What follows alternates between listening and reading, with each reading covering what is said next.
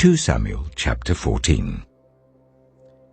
Joab, son of Zeruiah, knew that the king's heart longed for Absalom.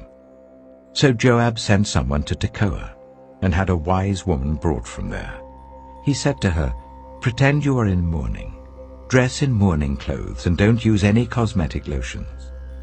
Act like a woman who has spent many days grieving for the dead. Then go to the king and speak these words to him." And Joab put the words in her mouth.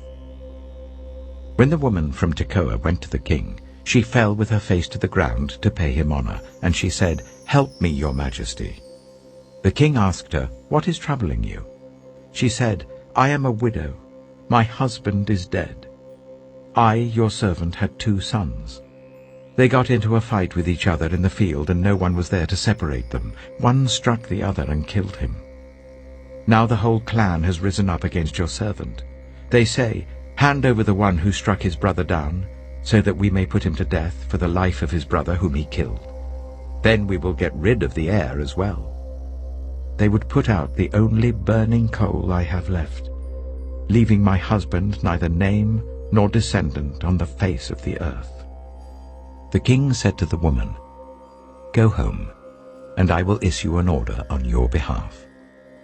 But the woman from Tekoa said to him, "Let my lord the king pardon me and my family, and let the king and his throne be without guilt."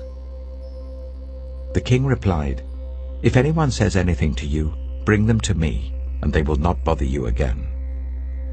She said, "Then let the king invoke the Lord his God, to prevent the avenger of blood from adding to this destruction, so that my son shall not be destroyed.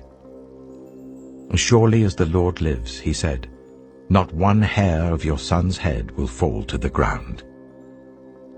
Then the woman said, "Let your servant speak a word to my lord the king." "Speak," he replied. The woman said, "Why then have you devised a thing like this against the people of God? When the king says this, does he not convict himself? For the king has not brought back his banished son. Like water spilled on the ground, which cannot be recovered, so we must die. But that is not what God desires. Rather he devises ways so that a banished person does not remain banished from him. And now I have come to say this to my lord the king, because the people have made me afraid. Your servant thought, 'I will speak to the king. Perhaps he will grant his servant's request. Perhaps the king will agree to deliver his servant from the hand of the man who is trying to cut off both me and my son from God's inheritance.' And now your servant says, 'May the word of my lord the king secure my inheritance, for my lord the king is like an angel of God in discerning good and evil. May the Lord your God be with you.'" Then the king said to the woman, "Don't keep from me the answer to what I am going to ask you." "Let my lord the king speak," the woman said. The king asked, "Isn't the hand of Joab with you in all this?"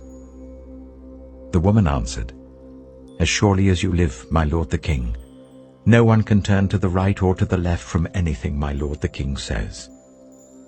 Yes, it was your servant Joab who instructed me to do this, and who put all these words into the mouth of your servant. Your servant Joab did this to change the present situation. My lord has wisdom like that of an angel of God. He knows everything that happens in the land." The king said to Joab, "Very well, I will do it.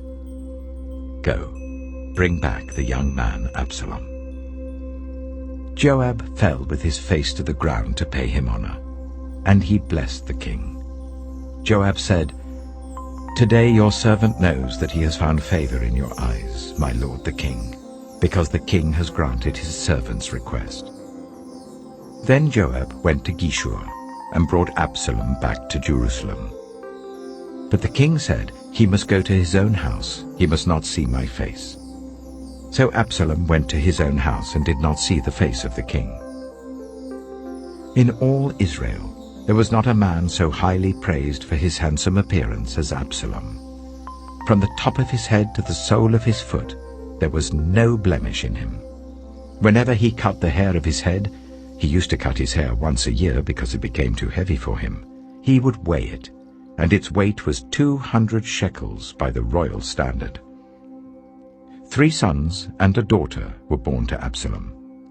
His daughter's name was Tamar, and she became a beautiful woman. Absalom lived for 2 years in Jerusalem without seeing the king's face. Then Absalom sent for Joab in order to send him to the king, but Joab refused to come to him. So he sent a second time, but he refused to come. Then he said to his servants, "Look, Joab's field is next to mine, and he has barley there. Go and set it on fire." So Absalom's servants set the field on fire. Then Joab did go to Absalom's house, and he said to him, "Why have your servants set my field on fire?"